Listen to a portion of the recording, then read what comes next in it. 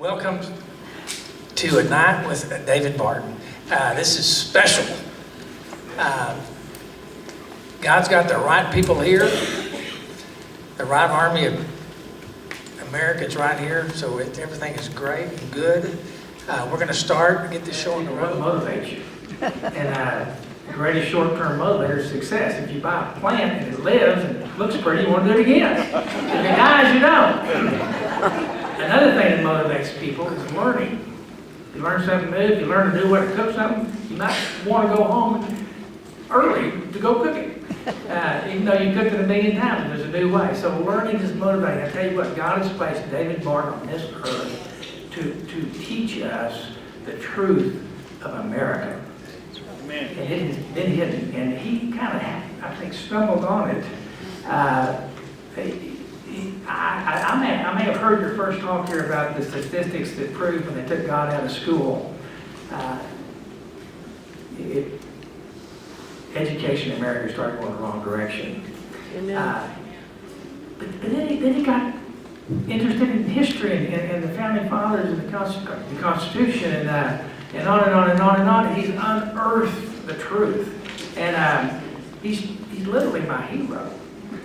He doesn't know that, but he is. And John Wesley's my historical hero because he changed history, and David's bringing history back to life. And the truth can change us and change our whole country. I'm not going to talk anymore because you're here to hear David. David's got a lot of accolades. David, just come up and bless us, okay?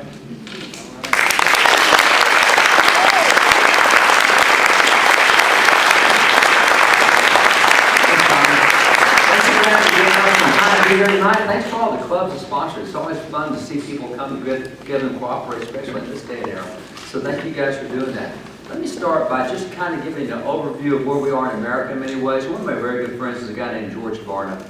George is considered the most cited pollster in American history. He's done more polling on more issues than anybody else. His polls are quoted all the time.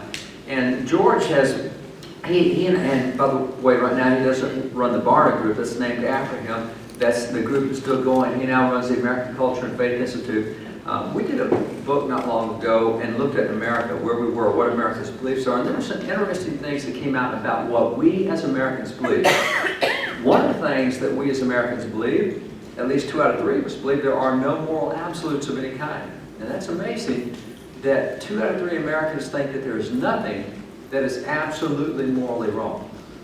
Just consider all the different kinds of moral behaviors there are. Actually, George keeps up with more than 100 different kinds of moral behavior, and 2 out of 3 Americans think that there is nothing that is absolutely wrong. Well, as it turns out, Christians are the same way. 2 out of 3 Christians believe the same, and 4 out of 5 millennials believe the same. Now, it's going to be kind of hard to run a country when you can't get agreement on what things are right and wrong, and you're looking at anywhere from 2 out of 3 to 4 out of 5 that think there is no absolute right and wrong. The consequence of that has been that there are no absolutes. And if there's no absolutes, then what you're always doing it for is you're looking for changes sometimes. Because if nothing's absolutely fixed, then you need something different, and you go into different. And so what happens is, consider the way that this affects our culture, the way that this affects even our policies. For example, let me take you into something as simple as the military.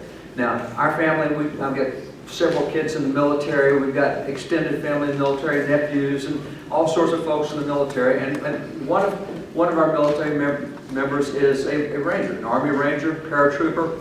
And when you look at a paratrooper, I mean, these guys are tough in a lot of ways. Rangers are tough for sure. Paratroopers are. Just that pack they carry, the parachute pack, is 53 pounds all by itself. Now, it's not the rough, it's not the guns, it's not the other stuff they put on. You're looking at 110, 120 pounds that these guys carry. And so loading up a plane, they carry all the stuff with them. And it's just a lot of weight. Now, when you're carrying that much weight, that's tough on your knees. And by the way, the parachutes are not small, they're 28 feet wide. So you're carrying that much weight on your ankles and your legs and your hips, and you're jumping, and that's just tough on the body. And for those guys that are paratroopers, I mean, their body wears out, and being concerned about that, if I could be made secretary of the, well, if I could just be put in charge, like General Mattis is, if I could be Secretary of Defense, just take over the military, those guys would be first on my list. I would do everything I could to help them. One of the first things I would order is that all parachutes be reduced to only 9 feet wide, because that's only 5 pounds. So if we could just make parachutes 9 feet wide, we could save their legs, save their ankles, save their hips, and every one of them would die when they jumped out of a plane. but see, it's a great idea. And so what we do now, because we're always in the continual change, that's a good idea. Have you ever tested it? Have you ever tried it? No, but it's a great idea. Why don't we see if it works before we say it's a great idea? And so since there's no absolute moral rights and wrongs, we're all the time implementing new things that we've never tried before because it sounds great. Doesn't it sound great to save their ankles and knees and hips and make that parachute only 9 feet wide, weight only 5? What a great thing that would be. Yeah, but it just doesn't work. So we do this in the military. As a matter of fact, there have been a number of things done over the last several years where we've implemented new policies in the military that are now proving completely fruitless. They not only do not work, they've actually destroyed cohesion and effectiveness in the military. But it sounded good when we did it, yeah, but we never got around to trying it to see if it really worked. We have the same thing not only in the military, but in education. Well, that's where Common Core came in. The Common Core came in and said, oh, we got to do something new. We had education for 4 centuries in America. Let's do something new. Common Core. Have you tested it yet? No, haven't tested it, but this is great. We talked about it. It's going to have great. Well, the states that first did it, like Kentucky and New York, their scores have plummeted. And this is supposed to be a great change. All is going to fix all education. That's why now more than half states have banned Common Core, but it was great at the time. I mean, everybody bought into it. The testing board, the college testing board, does the SAT test and the 47 AP test. They bought into it, and everybody's in the Common Core. It just didn't work. But that wasn't the point. It was great when we did it. And so we do that in education. We do the same thing in government and economics. In the presidential election leading up to the election of President Trump, I actually ran a super PAC for one of the presidential candidates. So we all started in Iowa. Let's see, there were 17 Republicans, 6 Democrats running for president at the time. Everybody starts in Iowa. We're all in Iowa. And there in Iowa, it was interesting that 86% of college students in Iowa supported Bernie Sanders. Now, 86% of college students supported Bernie Sanders. You said, why? And they said, because socialism is the best thing America can do. Now, what was interesting, in further polling, not any of them could define socialism. They didn't know what it was. And not a single one of them could name any nation in the world where it's ever worked before. But that's not the point. It sounds great. That would be great. Everybody be fair, and everybody get a fair share, and everybody get. It sounds great, but it's never worked in the history of mankind. 5,500 years of recorded history. It's definitely not worked in America. We did it several times back in the early 1600s. It worked for 3 or 4, or they tried it for 3 or 4 years. It was so disastrous, they all moved away from every colony that used it. So, but see, this is the thing we got to go. It sounds great, and we know so little about our own history, and we're so little into testing consequences that we do things like that. History, this is kind of a fun one now. When you look at history, there's a group out there called the American Council of Trustees and Alumni. These guys are the trustees and represent the alumni at all these universities across the nation. And so every year what they do is they look at U.S. News and World Report. They come out with a list every year of the elite colleges and universities in America. They take that list of elite colleges and universities and they dig into it. They say, let's see how colleges and universities are teaching economics, or let's see how they're teaching history, or let's see how they're teaching science, or whatever. This year was the year that they dug into history. And so in digging into history this year, this is the report they came out with. It's called America's Past Overs. Now, this is their report on how the elite colleges and universities are dealing with the teaching of history. And they called it a crisis in civic education. And what they did, all they did in this was not look at the teaching of American history. They looked at how history majors learn American history. Now, what do you do if you get a history major? You go back and become a history teacher at school, or you become the curriculum director for a school, and you sell the history curriculum for. So history majors, fairly limited job opportunities in that field, and you do specific things for that major. So they looked at history majors. You know what they found? Out of the 76 top universities in America, 65 of the top universities in America today, if you're a history major, you take 0 courses in American history. Whoa. Really? Nothing in American? I'm going to come back and be a curriculum director? I don't say that's one of the reasons you get rid of all the statutes. It is, if you had any sense at all, you would take that statute and say, let me give you some lessons from history. Say in Germany. In Germany, they still have Hitler's headquarters. They still have Hitler's bunker. They still have Gestapo headquarters. It's all there. They teach about that part of their history. And because they do, Germany, of all nations in Poland, is one of the most neo-Nazi of any nation. They don't tolerate Nazism because they know their own history too well. And because they know what their own history was, they teach the good, the bad, the ugly. Same when you go to Israel. You got great kings in Israel like King David. You know, you got some really lousy kings in Israel's history like King Ahab and King Absalom. they've got a monument to King Absalom. They got streets named after King Ahab. Why? Because they say, you know, see that king right there? You don't ever want to be like that guy. You see, you can point to things and say, this is a part of it, but that only works if you know history. If you don't know history, what you do is you respond to platitudes, and you respond to sound bites, and you have sound bite history, which is where we are now, because we don't even teach it to history majors. So when they go to schools, what are they going to teach? As a matter of fact, you look at a school like George Washington University. George Washington University removes U.S. history from required courses for American history majors. Jeez. 10 years from now, they won't even know who George Washington is. The school that they attend, they won't even know who that guy is, because we teach nothing about American history. So I mean, this is what we're doing. We're always changing stuff. And then when you get into stuff like Constitution, Constitution is where there's a whole big emphasis on shifting today. You look at Constitution and it's outdated. Now, they say we should have a living Constitution, and then they say we do that because it's outdated. And you look at where it is, you should never let the dead rule the living. That's the sound bite they use when people say, well, that sounds really good. That's true. You shouldn't let the dead rule the living. They've not thought that through, and I'll show you some examples of that in a minute where the dead do rule the living, and we're sure glad that they do. But we get into these soundbite kind of things, and the argument is pretty simple. You know, these founding fathers lived 200 years ago, and at the time they lived, consider their communication. I mean, these guys wrote with quill and ink. Look how far we've evolved since those guys. We're so much further ahead in communication. I mean, look how far we've come. And these guys, when you talk about transportation with them, you're talking about walking, you're talking about horses and buggies. Look how far we've evolved since. See, they wrote a document 200 years ago that doesn't cover our needs today. We need a document that understands where we are today and covers our needs today. Now, this is the logic, this is the argument, this is what put out there about why you want a living Constitution. And so this thing is just out of date. It's got to go. Well, there's a lot of folks that are on board with that. For example, you take Judge Richard Posner. He is on the 7th Federal Circuit Court of Appeals, and he's given all these lectures on how judges have to stop using the Constitution. This is a really bad deal. You're a federal judge. What was that oath you took? That's an old piece of document. I take an oath to the living Constitution. And by the way, Chief Justice Charles Evan Hughes said, we are under a Constitution, but the Constitution is what the judges say that it is. See, that's a living Constitution. Whatever 5 out of 9 people come up with, I don't want to live in a nation where 5 out of 9 people can tell me what my values are, my beliefs are, and what I can and can't do. I like a fixed law. John Adams said we're governed of laws and not of men.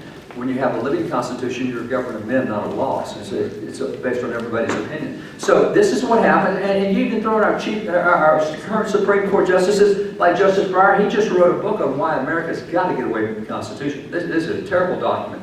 And when the justices go off, they finish their term at the end of June. And then from June, they travel until the term begins again in October. So here in 2 weeks, they're going to be back in term again. And so in that period of time, they travel. And justices like Justice Ginsburg travels across the world, going to other nations where there's young judiciaries. And in other nations, she's telling them, you guys, when you write your Constitution, do not copy the American Constitution. That's really a bad concept. What you want to copy is copy the Constitution of South Africa. That's the one she's recommending right now, is that other nations use South Africa, not America. Now, you take all the stuff that's out there. What's the response to this? I was recently asked to go to Ukraine and help them write a constitution. They wrote a constitution in 1992 when they separated from Russia. The Soviet Union broke up, and they wrote it really quick, and they hadn't thought through some stuff. And now here they are. You're looking at 25 years later, and it's not meeting their needs. They need a new constitution. So went over there and spoke at their law schools, and spoke at their universities, their major universities, spoke to parliamentarians and political officials. And so we talked about the Constitution, and I said, look, I know the American Constitution. I'm not recommending that you copy the American Constitution, but what I am telling you is there are certain principles you should understand and know. And what I did was I took them back to 4 scientists. And I actually took with me, we currently own more than 100,000 documents from before 1812. So I own thousands of handwritten documents of Washington, Adams, and Jefferson, etc., and thousands of artifacts and documents from thereafter. And so when I went over, I took writings of these guys, these old guys in Grotius and Pufendorf and others that were from Europe, and they were writings on which our founding fathers relied when they wrote our Declaration and Constitution. Matter of fact, Alexander Hamilton said everybody needs to study Grotius and Pufendorf. And so you look at these guys, and you've got people like John Quincy Adams and John Adams saying John Locke's the guy. And there's just so many of the writers they relied on. So I took those books with me. I said, you don't have to copy the American Constitution, but you need to understand principles. Let me explain it this way.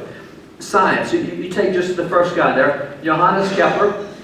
Now you see how long ago he lived? And we're talking basically 450 years ago. He's the guy who came up with the 3 laws of planetary motion. Now, those 3 laws of planetary motion, we have known about those 3 laws since the time of Kepler. So those laws are over 4 centuries old. Yeah, and that's exactly the reason that today we're able to do interplanetary space travel, because of the laws of planetary motion. That's how we figure out how we get to the moon and get the orbit of the moon to throw us back toward Earth and get the gravity. That's how we get to Mars. We're using stuff that's hundreds of years old. Now, I guarantee you, when Kepler came up with those laws of planetary motion, there was no thought in his mind of space shuttles. There was no thought of rockets. There was no thoughts on men walking on the moon. Wasn't part of it. Yeah, but you know, the interesting thing about principles is they're timeless. They work in every generation all the time. And so what happens is they establish principles that don't change with time. And by the way, that's what the Founding Fathers did. They did not write a constitution that talked about whether you use quill and ink or whether you use the computer. They wrote a constitution that talked about principles of communication. Whatever your technology is, those principles work for it. You have the same thing when you go to folks like Robert Boyle. Again, we're talking 4 centuries ago. Boyle is the guy who came up with Boyle's laws of gases. Because he did is why I can scuba dive today. I love scuba diving. I guarantee you when Boyle came up with the laws of gases, he had no clue that people were going to be underwater breathing. That was not possible. See, it's the technology that changes. The principles have not changed. The laws of gases are what allows us to do that. And 100 years from now, if the Lord's not back, we'll be doing more stuff because the laws of gases don't change. You have the same thing when you go to folks like Blaise Pascal. Pascal's the guy who came up with the laws of fluid pressure. Because of the laws of fluid pressure is why on ESPN2 you get the coverage of the lowriders. It's hydraulics. I guarantee you that Pascal never thought in his mind that guys are going to be bouncing their cars to see how high off the ground they can get them. But it's the laws of fluid pressure. It's hydraulics. And that's a principle that does not change with time. You have the same thing when you go to Newton. Newton is the guy 4 centuries ago gave us the 3 laws of motion. It's because particularly the second law of motion is why airplanes can fly. I'm a pilot. The reason my airplane gets off the ground is because of the second law of motion. You have to overcome the second law of motion to be able to fly. So we're doing this principle. All the stuff goes with it. See, these are guys, they weren't thinking about the technology at the time. And what you find is that with all these guys, what you have are timeless principles that produce beneficial new things from generation to generation, because your technology is based on the same old unchanging principles. There are absolutes in the universe. You may think that gravity is not an absolute, and you may decide that you want to jump off the Empire State Building, and gravity is not going to affect you because you don't believe in it. You'll still splat on the sidewalk when you hit the ground, whether you believe in it or not. You see, it's the same way with the Constitution. The principles in it are timeless because they were built on principles already hundreds of years old at the time the Founding Fathers brought them in. So the technology changed, and so the whole argument of we got to have something new, that there's no absolutes, that you've got to change. You know, the whole world is built on timeless laws that do not change. The laws of gravity, the laws of optics, the laws of light. Everything is built around that. So the pressure we're in today is forget history because it's all changed. No, you know, I can, very simply, I can learn that a stove is hot by reading the experience of everyone who's ever put their hand on a hot stove. That's history. Or I can learn that a stove is hot by saying, I don't believe it's going to hurt me at all. Sizzle right there. See, you can learn from history, but if you want to move into something brand new, you get rid of history. You get rid of free market economics. That's the only system of economics that's ever been prosperous in the history of the world. Today, only 3% of American universities require students to take any course in free market economics. Again, socialism is what's fair. That's the best thing. Sounds good, just never works. So that's what we face with this. And so when you look at these timeless principles, I'm going to introduce you to a founding father named George Mason. George Mason was one of the guys that wrote the Constitution of the United States, one of the 55 guys at the Constitutional Convention.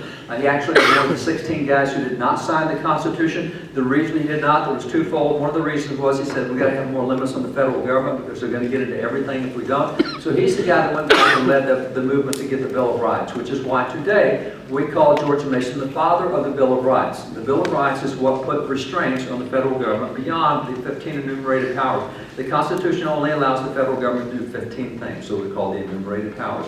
Beyond that, the Bill of Rights says everything else you can't touch. You have to leave it alone. So George Mason, he's the guy who's primarily responsible for the original Virginia Constitution. That Constitution was written in May of 1776. Virginia actually wrote their Constitution before America separated from Great Britain. And he's the guy who did that Constitution. And there's a statement in there so profound that to this day they have kept it in their Constitution. This is what George Mason says. George Mason says, "No free government, nor the blessings of liberty can be preserved to any people but by a frequent recurrence to fundamental principles."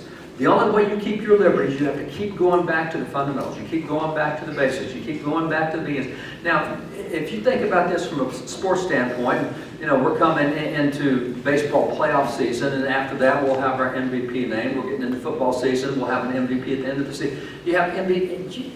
The interesting thing about any sport you have, and since we're in baseball, let's just talk about baseball for a minute. We started the season back in spring training. What is it now? Professional baseball players are the best baseball players in the world. They're better than every other level.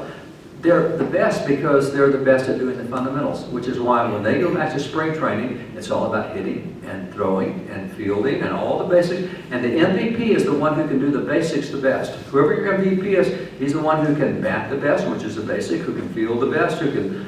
It's all about basics. And so your MVP in any sport is the one who can get the basics and do them better than anyone else.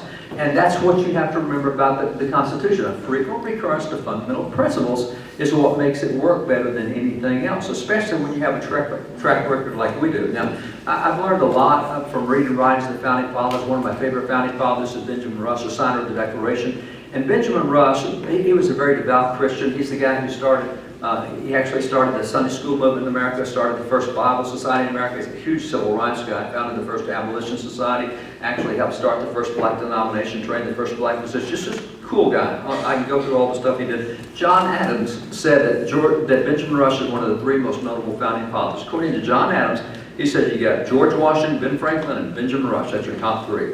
We never hear Rush anymore today. Well, Rush is a very devout Christian. We own so many of his original writings, and I've got his prayer journals, and he's going through and he's trying to be a good Christian. He's trying to thank God for his blessings. And as he does, though, he thanks God for blessings, he thanks God for this, and one of the things he said just blew me away. He said, "I thank God for all the times that I have not fallen downstairs." I got to thinking about that. Came up the stairs there, I didn't fall, and nobody noticed that. Now, if I'd fallen, you would have seen that. You would have noticed that. That would not have been a blessing if I'd fallen. The blessing was I didn't fall. It's like driving your car. You go out to the grocery store, you go out somewhere else, you don't have a wreck, you don't think about it. It's a blessing you didn't have a wreck. If you have a wreck, that's what you notice, and that's not the blessing.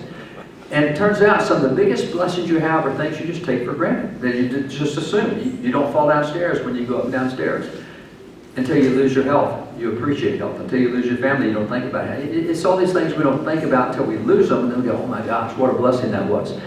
Well, in thinking about that, some of the things that we take for granted today in America really include America itself.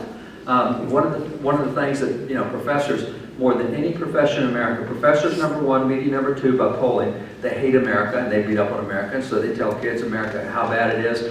We were in a debate.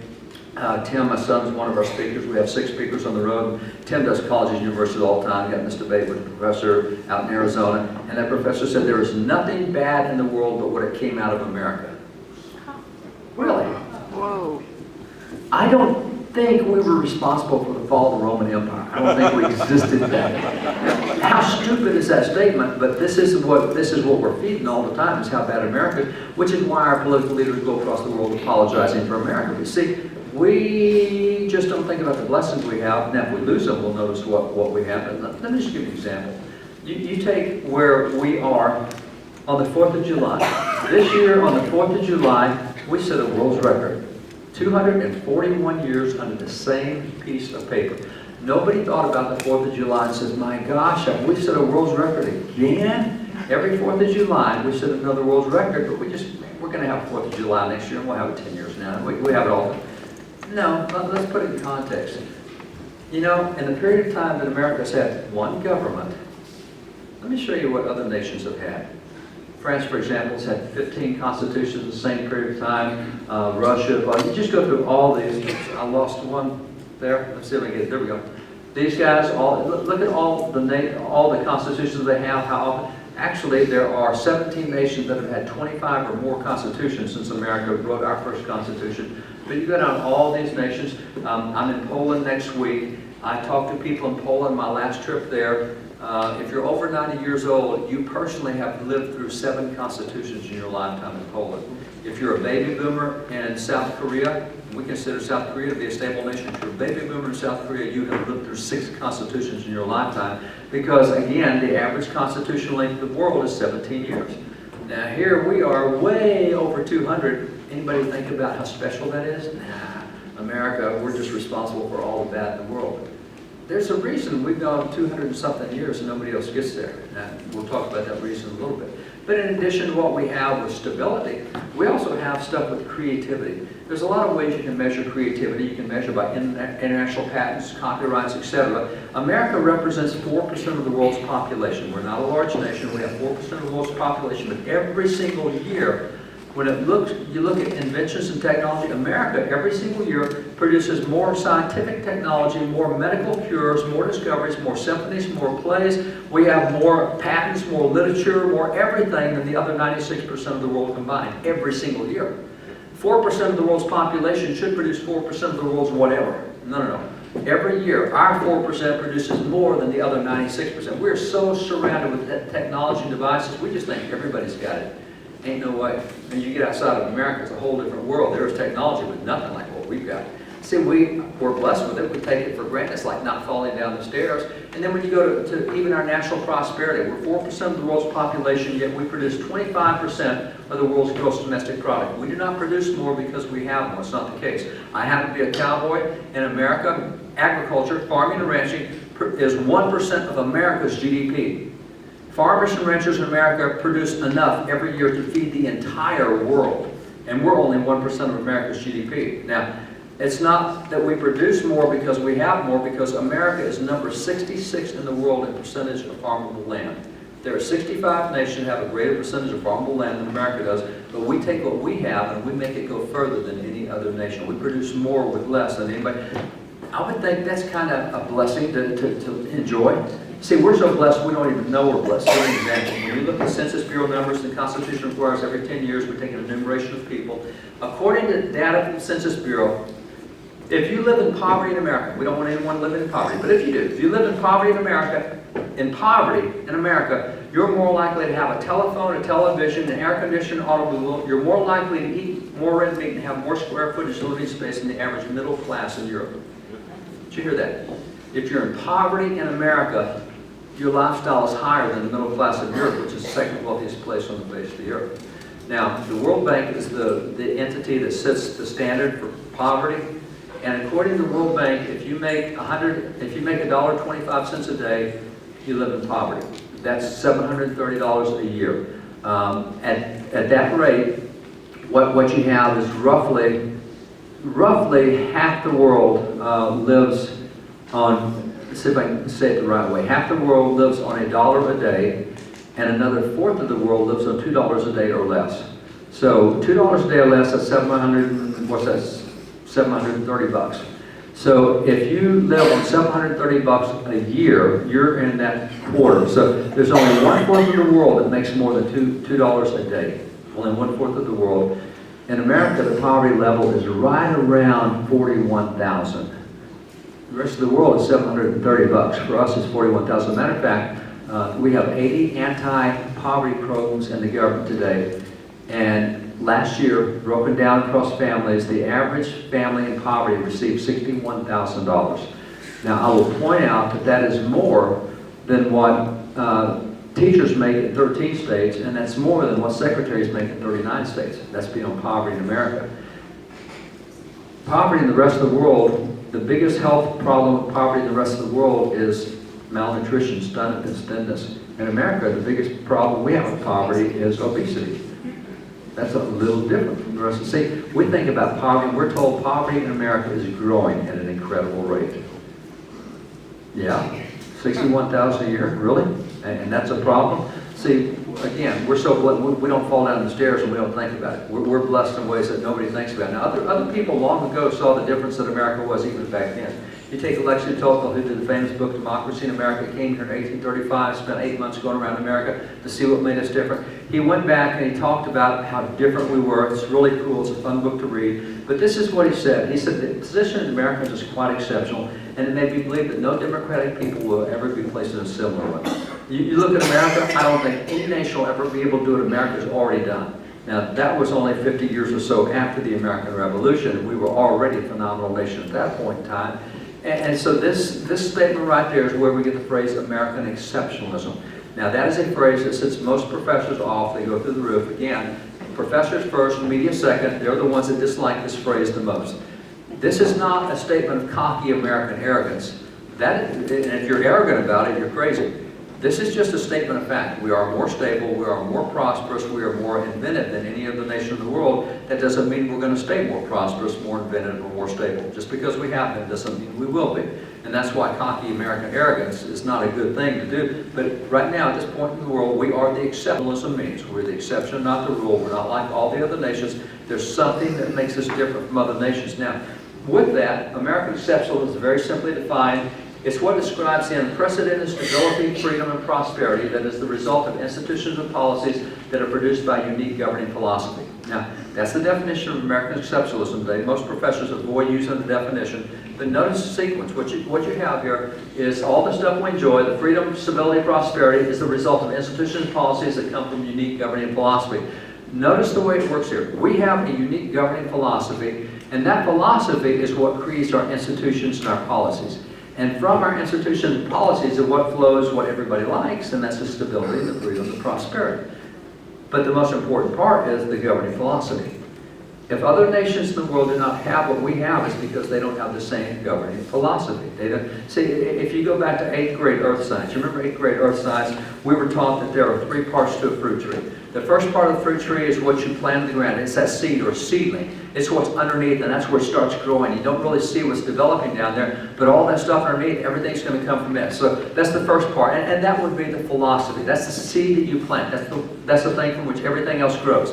Then as it starts to grow, it gets the infrastructure together. It gets its trunk, and it gets its branches and stems, and they all grow. And that's the institution of the policy. That's what flows from that seed that's planted. You create your institution and policies, and then that's what produces all the fruit on the tree. That's what everybody looks for, is all the fruit on the tree. And we get this freedom and this stability and this prosperity and all this other stuff.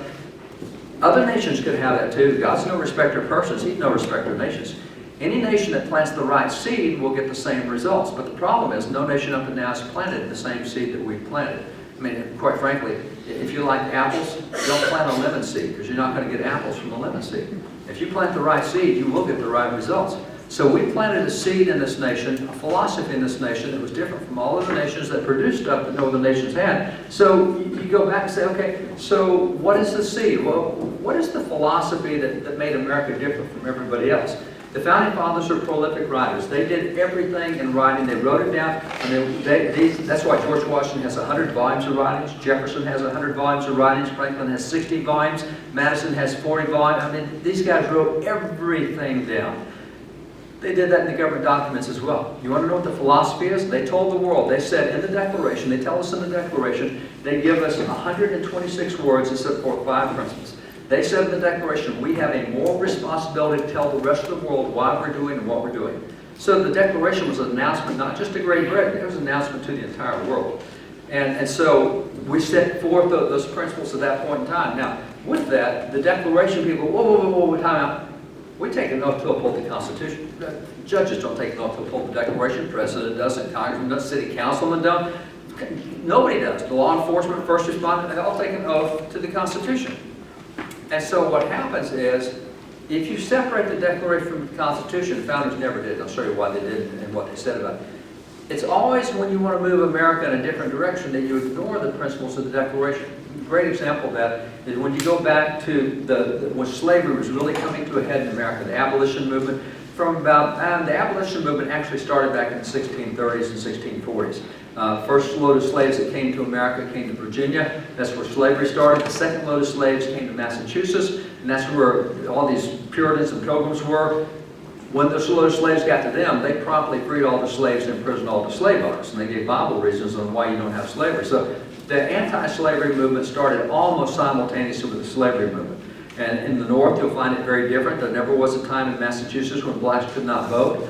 You'll find that blacks were elected to office very early on, 1768. Wentworth Cheswell, elected in New Hampshire, held political office for 49 years, held that different political office, 1793. Black Thomas Hercules elected office. See, what we get today is we get a strong view of Southern black history, but not Northern black history. And there's two sides. Just as there's an oppression side, there's a positive side. And we don't get the positive. We should be teaching the good, bad, ugly about American history. Well, we teach the bad and ugly, not the good. And so we really don't know a lot of the good things that have happened. So what happens is you go back to the Declaration, as the anti-slavery movement was building through the time of the writing of the Declaration, Constitution, etc., by the time you get in the 1830s and 1840s, the argument is, and by the way, the abolitionists are saying, look, the Declaration is really clear. All men are created equal. They're endowed by their Creator with liberty. The opposition guy said, we don't do, in Congress, this was the debates in Congress, we don't do the Declaration here, we only do the Constitution. The Constitution says nothing about slavery, and we don't follow the Declaration, we follow the Constitution, so slavery's okay. If you can separate the Constitution from the Declaration, you can make the Constitution do anything you want it to do. It's the Declaration that gave all the principles of government. So it happened not only with slavery, it happened in 1973 when, for example, 1973 is when Roe v. Wade came down. And the argument at that time was, whoa, God says every individual has a right to life. And the guys in the court said, no, that's the Declaration. We don't do the Declaration, we do the Constitution. I have a letter from Jack Brooks, who was the head of the Judiciary Committee. He was out of Beaumont, Texas, 52 years in Congress, head of the Judiciary Committee. He said, no, we don't do the Declaration here. We only do the Constitution. The Constitution doesn't say anything about protecting life. It's okay to have abortion because well, if you separate the Declaration from the Constitution from the Declaration, and that's most recently what happened with the definition of marriage. Oh, no, the definition of marriage, laws of nature, nature's God, that's the Declaration. We at the court don't do that. We only do the Constitution. So what happens is when you start separating the philosophy from it, you can make the Constitution do anything you want it to do, and the Founding Fathers never allowed those two documents to be separated. As a matter of fact, Sam Adams said it this way. He said, before the formation of the Constitution, the Declaration was received and ratified by all the states in the Union. It's never been disannulled.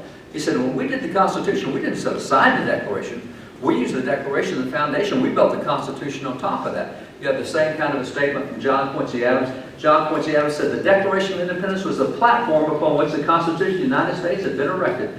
He said the principles proclaimed in the Declaration of Independence were embodied in the Constitution of the United States. In other words, here's the foundation down here. That's the Declaration. We built a neat structure on it, the Constitution. But if you jerk the foundation out of the structure, the rest of it's going to fall in. It will not survive. So the foundation is what has to be preserved. That's why we're told in Psalms 11:3, the foundations are restored. What are destroyed? What are the righteous going to do? I mean, you just can't rebuild it when you lose your foundation. So the foundation is the Declaration. I'll give you some example of how that works. Let me take a clause. These two documents are inseparable in the Founder's mind and in the Constitution's wording. I'll show you that in a moment. But let me show you how this works. To understand any clause of the Constitution, the U.S. Supreme Court, a great case in 1892, said if you want to understand the intent of any clause, they said what you need to do is determine the evil which is intended to be remedied. In other words, why did the Founding Fathers do the First Amendment? If you want to know that, ask yourself, what was the evil they were trying to stop by passing the First Amendment? Why did they give us a Second Amendment? Ask yourself, what was the evil they were trying to stop by giving? See, every time a law is passed, it's to stop something bad that's going on. So if you want to know the intent of whatever it is, ask yourself, what bad thing were they trying to stop? So let me take you to the Constitution for a minute. Let's just use this clause here, Article 1, Section 5, Paragraph 4. It says, neither house during the session of Congress shall, without the consent of the other, adjourn for more than 3 days, nor to any other place than that in which the two houses shall be sitting. Huh? That's Constitution. What's that mean? You'll never understand what that means unless you go back to grievance number 4 of the Declaration. You see, there are 27 grievances in the Declaration. Those 27 grievances pointed out the bad things that Great Britain was doing that we didn't want any part of.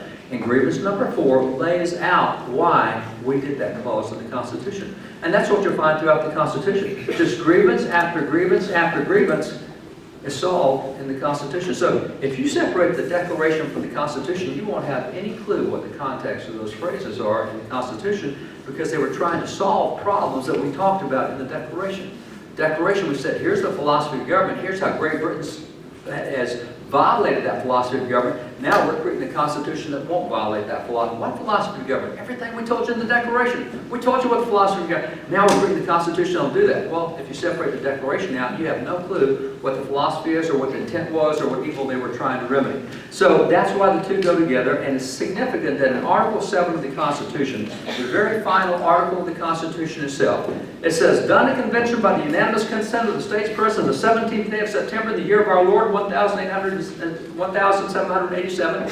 We did this Constitution in 1787.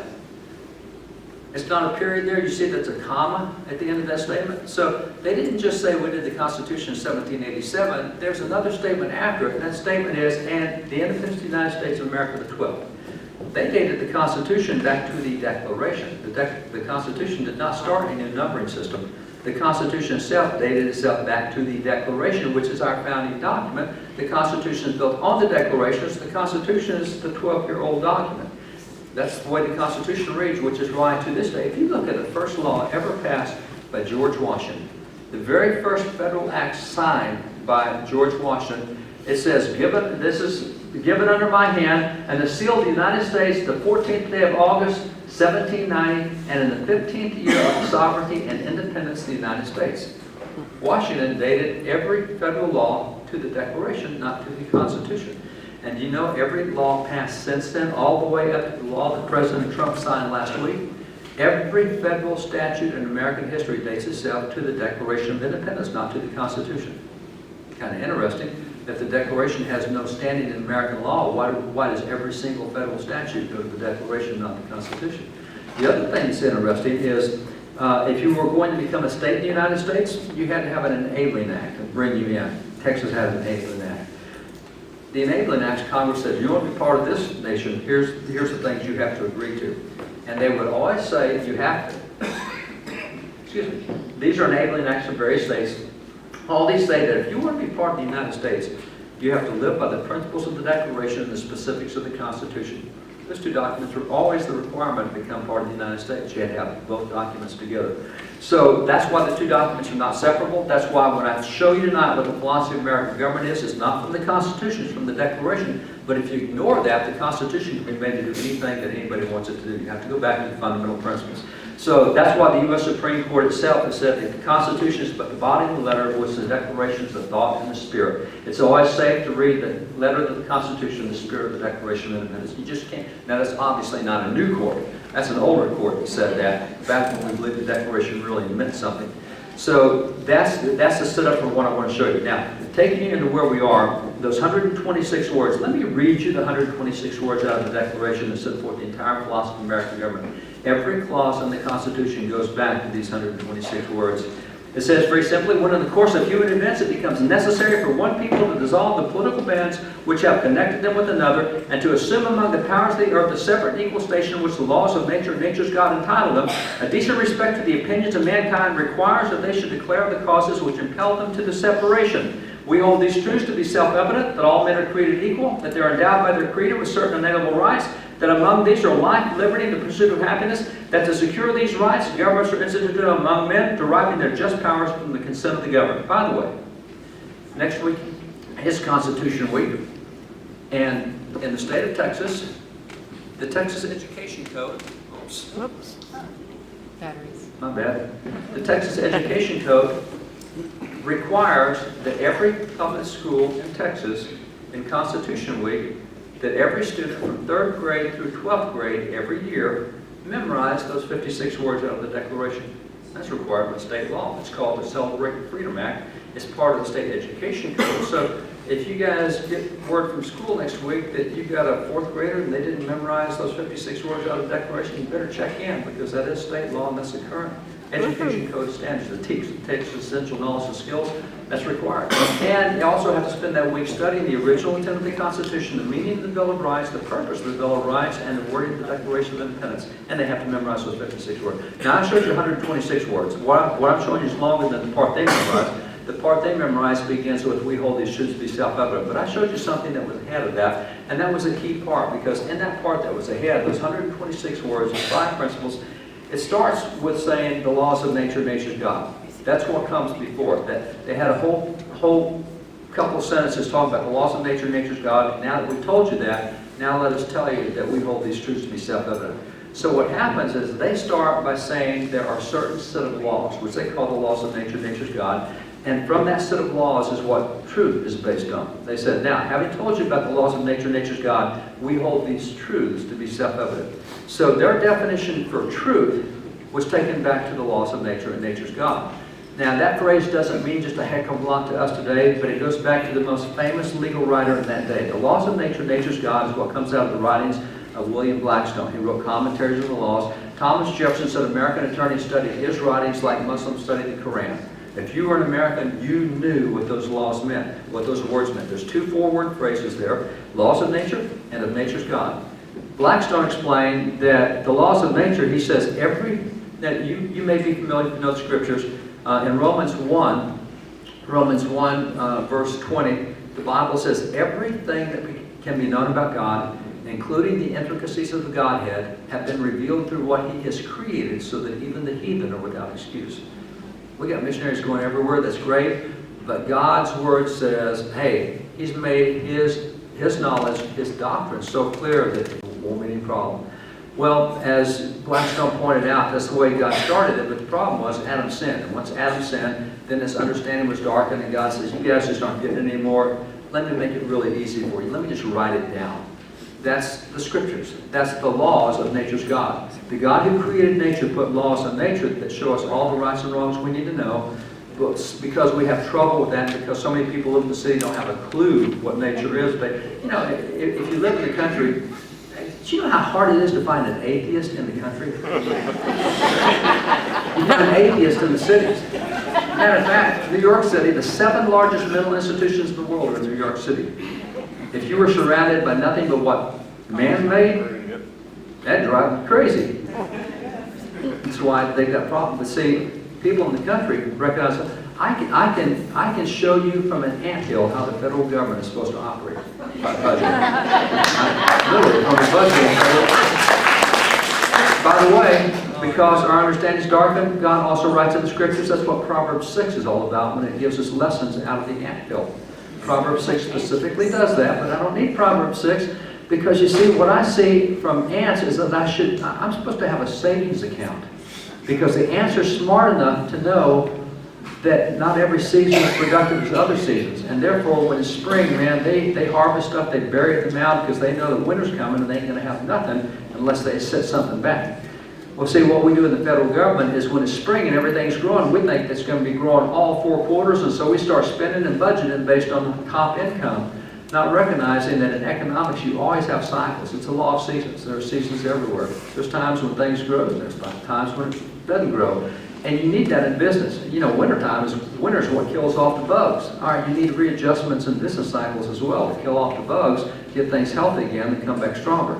But in the federal government, we budget on springtime and play like there's never going to be a winter, which is why right now we just this week crossed the $20 trillion debt mark, and we are printing $65 billion a month to keep the economy propped up so everybody thinks it's still springtime.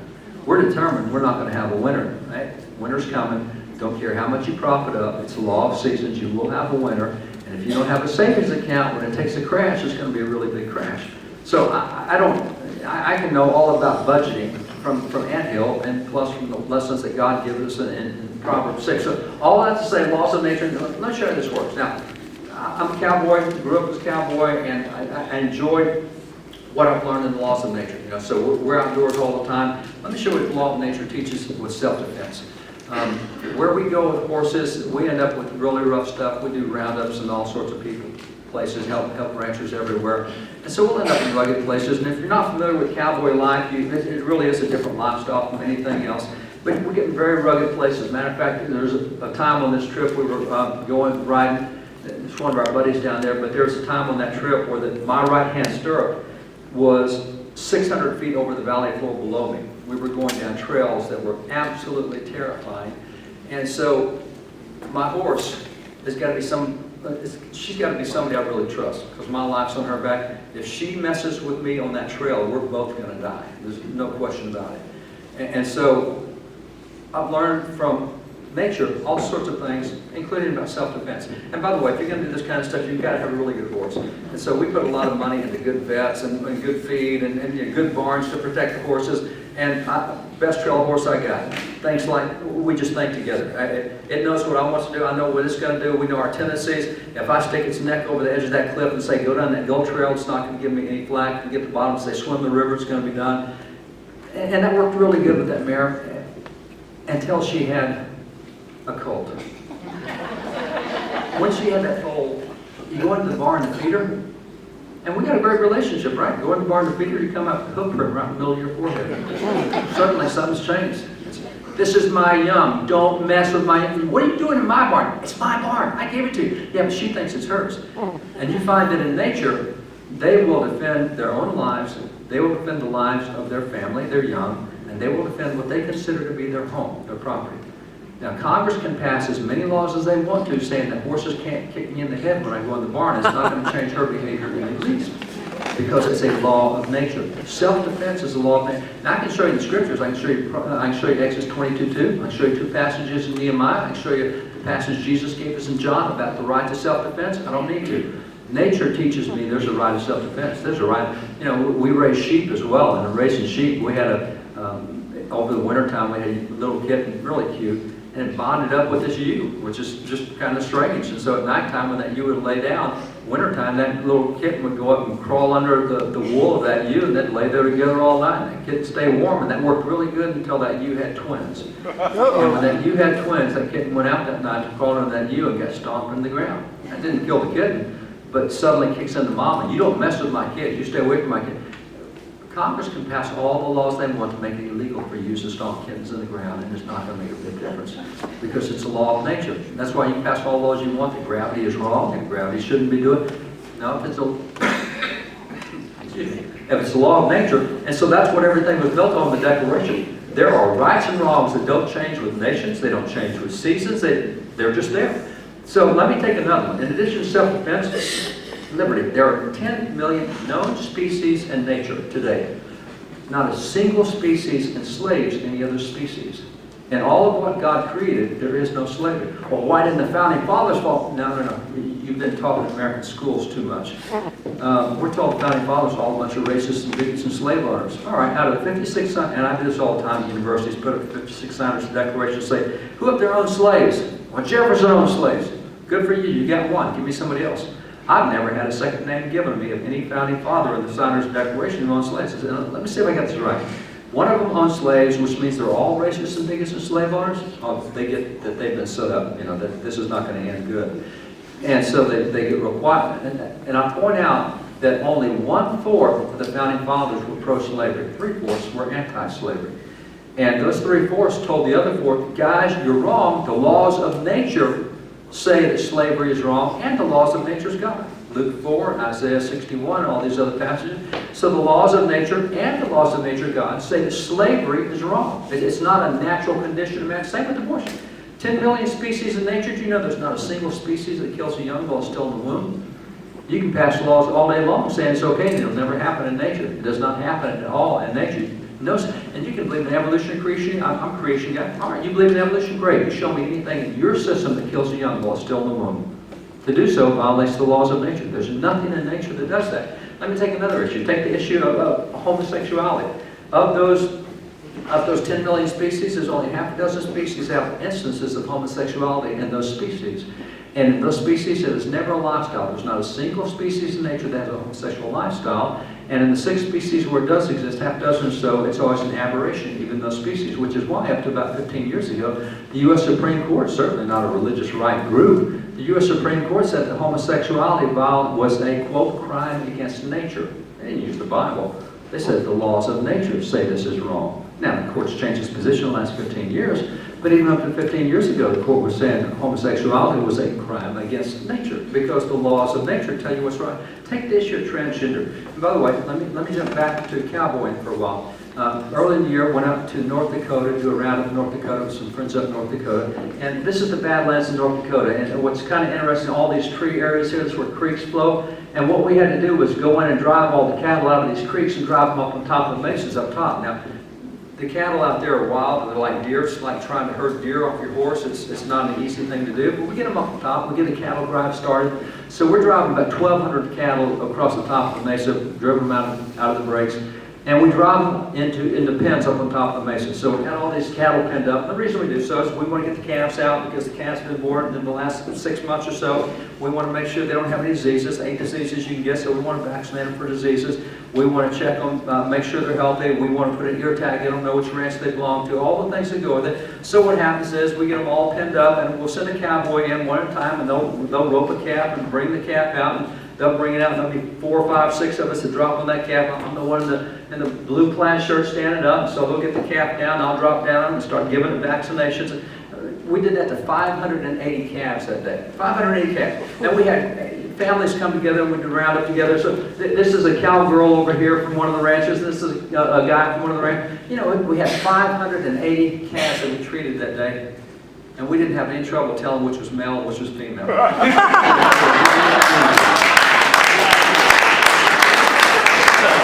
It's just not a hard thing.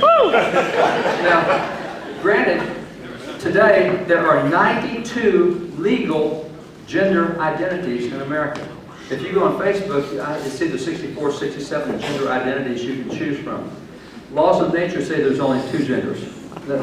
And by the way, the Bible says it 4 times, and God made them male and female. It didn't put a comma there, it put a period there. End of story, right there. So, even with something like transgender, there's absolutes. I don't care what your personal beliefs are. Tell nature it's wrong.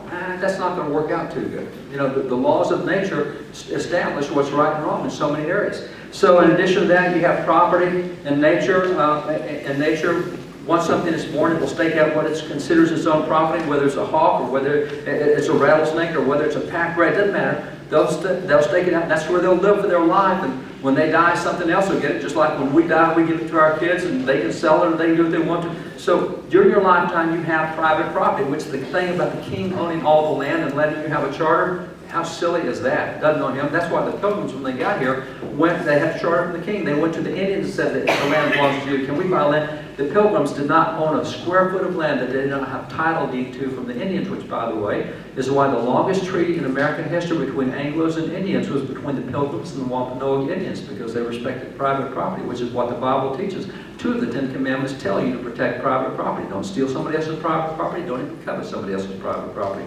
God's in the private property. It's a law of nature, but it's also a law of nature's God. You also have things like the law of association. I have the right to hang out with whatever. If I'm a Holstein cow, I can hang with the Angus. I can hang with the Santa Gertrudis. I can hang with the Jerseys. I can hang with the Brahmas.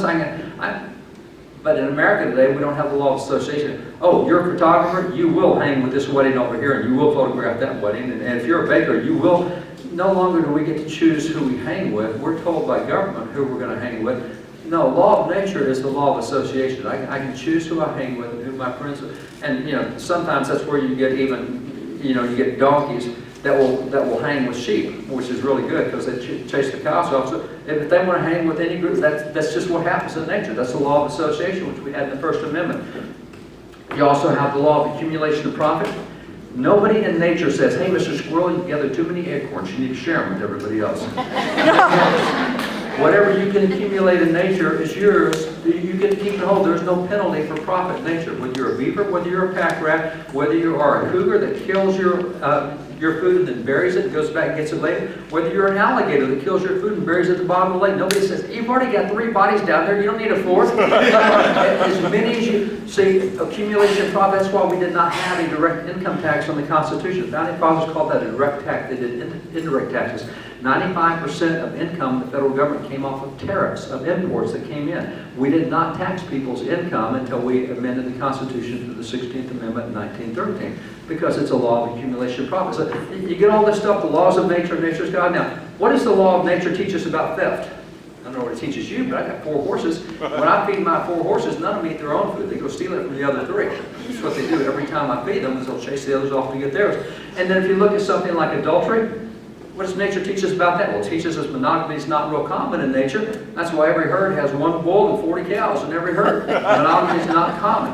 And then you get into things like incest. That's why cowboys do not ride most Mustangs. Mustangs have been inbred for so many generations that they're small, they don't have strength, they don't have stamina, they can't stand up to the work you need. So incest is really common in nature, and the same with murder. You ever seen what a skunk does inside a hen house? They don't go in there for food. Man, they'll take and bite the heads off the chickens and sling blood all over the wall. It looks like a slaughterhouse. So if we're saying the laws of nature teach us what's right and wrong, then what do you do with these things right there? And how do you handle that? Remember, Blackstone said, hey, where you don't get it, you have the laws of nature, but you also have the laws of nature's God. Things like the 10 Commandments that say don't steal, don't commit adultery, don't commit murder. See, between the laws of nature and the laws of nature's God, you have a complete system of right and wrongs. So that's what the Declaration starts with, is we have a system of right and wrongs, and based on this, we hold these truths to be, so there is absolute truth, and it comes from the standard of right and wrong. So we start with rights and wrongs, and we hold it, and by the way, the Bible is the source of that, and that's what's called the common law. That's the 7th Amendment of the Constitution that recognizes the common law. So we start with a series of rights and wrongs. We embed that in what's called the common law. That's where we get our rights and wrongs. So that's the first. There is absolute moral right and wrong that establishes truth. The second thing we see from the Declaration is all men are created equal. They're endowed by the Creator. From this, we get the public acknowledgement that there is indeed a Creator. Now, I've been involved in 7 cases at the U.S. Supreme Court, and the court says, well, you know, we got people in America who don't believe in God, and people in America that aren't religious, and so we have to treat everybody the same. And so here's the deal. Government's not going to take any position on religion. We're not going to be for or against. We're going to be completely neutral. That's not what the Declaration says. Now remember, the Declaration, see what it says? It's the unanimous declaration of 13 United States of America. The only thing they put in the Declaration was that on which every single state agreed. As a matter of fact, in the Declaration, Thomas Jefferson wrote the clause that said, we're separated from Great Britain because the king won't let us into slavery. You see, starting in 1773, we started passing anti-slavery laws. We did in Rhode Island, Connecticut, Massachusetts, and Pennsylvania. 1774, King George III vetoed every anti-slavery law. That's one of the reasons we're separated. We want to end slavery. But the king said, no, no, no, you're a British citizen. We have slavery in the British Empire. You're going to have slavery too. And they said, no, let's not do that. Well, 3 states objected. As Jefferson pointed out, it was North Carolina, South Carolina, and Georgia that said, well, we do want slaves. The other 10 of you don't. You want to end slavery, but we want to keep it. That's why the anti-slavery clause didn't appear in the Declaration, because it was not unanimous. The only thing that's there is what they all agreed on. And they all agreed that there is a Creator. We hold these truths to be self-evident that all men we're endowed by the Creator. See, everybody, every political entity back there said there is a Creator. We're telling the whole world we believe there's a Creator. You'll never find that in the French Constitution. You won't find that in several constitutions. Say, we went out and said, we think there's a Creator. Now, significant with this, that's the first step in limiting government. If you want to limit government, you have to start with acknowledging God. Because the story of history is governments always end up thinking that they're God. And when they end up thinking they're God, they regulate everything. They tell you what your rights are and aren't, what you can and can't say, what you can and can't do. So the only way to have a limited government is say, hey, government, you're not God. God's above you, and we're telling you in our document, God is the highest power that there is. You're down under that. Which means there are things that even government has to be subject to. That's how you get a limited government. If government thinks it's God, you've lost control. Look what George Washington said about this. Washington, on the day that we finished the Bill of Rights in Congress went to Washington and said, this is something to thank God about. You read the records of Congress, they actually went through Bible verses on the floor of Congress that show the precedent, why it's important that we should thank God for finishing the Bill of Rights. So Washington issues this. This is one of the documents we own. This is the first prayer proclamation ever put out by George Washington. It's a day of national thanksgiving because we finished the Bill of Rights. Now, why would George Washington call the entire nation to acknowledge God? He tells us right here in the first line. Why did Washington do this? He says, because. He says, the duty of all nations. By the way, notice the word duty. Duty means something to them that does not mean to us. The word duty in their dictionary said a legally binding contractual obligation. That's what it used to mean for us. In 1913, dictionaries changed the definition of duty to be a responsibility. If you look up the definition of duty today online, it says that which one ought to do. Matt pointed out there's a lot of difference between what you ought to do and a legally binding contractual obligation. He said it is the legally binding contractual obligation of nations. He didn't say individuals. He says the legally binding contractual obligation of nations to do 4 things. to acknowledge the providence of Almighty God, to obey His will, to be grateful for His benefits, and humbly to implore His protection and favor. That is the duty of nations. That's not a secular approach to government. Nations have a duty to acknowledge God, to obey His will, to be grateful for His benefits, and humbly to implore His protection and favor. So that's the second point of American government. Hey, there are absolute rights and wrongs, and the laws of nature, nature's God. Second point is there is a Creator, and we have a duty to acknowledge Him. The third point in the Declaration says they're endowed by the Creator with certain unalienable rights. Now, unalienable rights, these are rights that come from God. So the third thing we say is there's rights and wrongs, they come from God, there is a God, God gives every person a certain set of rights just because you're a human, and this is the second step toward limiting government. Let me see if I can explain it this way. Our ranch that we have out in Jacksboro, I've got a red pickup. I like my red pickup. I've had several generations of red pickups because I think red pickups are great. My son, who also speaks for us, and I mentioned one of the 6 speakers, my son also is there on the ranch with me, and bless his heart, he's got a black pickup. And that's just really not what you need on the ranch. So I spray painted his pickup red because everybody needs a red pickup. No. See, I can spray paint anything I own red. I can spray paint my cattle red. I can spray paint my pastures red. I can spray paint my gravel roads red. I can't spray paint his truck red because it doesn't belong to me. And so what happens is, with this, we have just told government, hey, government, there's certain set of rights that come from God, and you can't spray paint them red because they don't belong to you. Those are rights that come from God you can't touch. So that's the second step. We're establishing jurisdictions. There are certain things that government can do, but there are certain things that they can't do. So we're telling you there's a certain set of rights. Now, the Founding Fathers identified about 24 rights that came from God that government was never to be allowed to touch. So those are inalienable rights. Now, the thing about inalienable, it's not a word we use often today, so, you know, what's an inalienable right? Fortunately for us, this prolific writer Founding Fathers defined it for us. You have John Dickinson, signer of the Constitution, as well as influence on the Declaration. He said, an inalienable right is a right which God gave to you, which no inferior power has a right to take away. If God gave you the right, nobody can spray paint it red. Then you have from Alexander Hamilton, same thing. He says, inalienable rights are not to be rummaged for among old parchments or musty records. They're written as with a sunbeam in the whole volume of human nature by the aid of divinity itself. It can never be erased or obscured by any world power. These are rights that come from God, and nobody can spray paint them red. I love the way John Adams says it. John Adams says, inalienable rights are antecedent to all earthly governments, and they cannot be repealed or restrained by human laws. They're rights derived from the great legislator of the universe. Now, notice the word antecedent. What's that mean? It means came before. So John Adams says that inalienable rights came before any human government. Now, in all of recorded history, 5,500 years of recorded history, what's the first civil government ever recorded in any record anywhere? The first civil government ever recorded in any record anywhere is actually the one that appears in the Bible in Genesis chapter 9 when Noah gets off the ship. When Noah gets off the ship, God delivered to him 7 laws. They're called the Noahide laws. That was the first civil government in America. It says, he got off the ship and he said, Noah, here's the deal. Whoever sheds man's blood, by man will his blood be shed. Authorization for capital punishment. If you find a murderer, take him out. And here's what you do if you find a thief, and in 7 categories, the first civil code, there had never been civil laws before the time of Noah that God gave Noah those civil laws. So that's what the Founding Fathers said. John Adams said, inalienable rights came before the first earthly government, which means Genesis 1 through 8 is where you find your inalienable rights, and that's where the Founding Fathers identified roughly 24 rights that came before government existed. These are rights that government did not give because God gave them to mankind before there ever was a government. So with those rights, what are they? Well, the Declaration, and Sam Adams said it, he said, we told you in the Declaration 3 of them. He said in the Declaration, we told you that there's a right to life, and secondly to liberty, and thirdly to property. That's 3 of the 24 right there, 3 of the 2 dozen. Well, what are the others? 11 years later, after we finished the Declaration, we came back, we did those Bill of Rights. The Bill of Rights said, remember we told you that among others there were those 3? Here's some of the others. You have a First Amendment right to worship God according to the dictates of conscience. You have the right of association. You have 5 rights in the First Amendment. Second right, you have the right to keep and bear arms. You have the right of self-defense. They called it the biblical right of self-defense. Third Amendment, you have the right to the sanctity of your home. Fourth Amendment, you have the right to civil justice. Fifth Amendment, we just go through all the amendments. Fifth Amendment, private property ownership.